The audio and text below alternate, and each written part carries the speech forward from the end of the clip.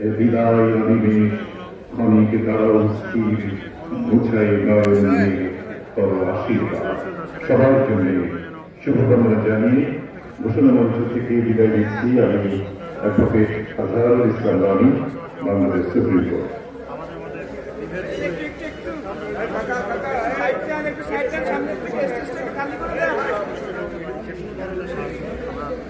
পারস্পরিক সহযোগিতার সমাজ মানুষ সুস্থভাবে বাঁচতে পারে।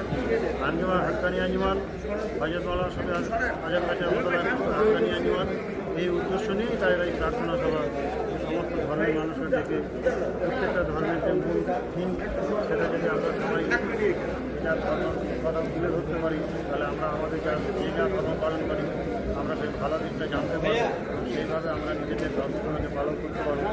মানুষের মধ্যে যে বিভেদ আছে, ধর্মীয় অসুস্থতা আছে, সেগুলো দূর হবে এবং আমরা শান্তির সঙ্গে পৃথিবীতে একটা শান্তিময় পরিবেশে বাস করতে পারবো।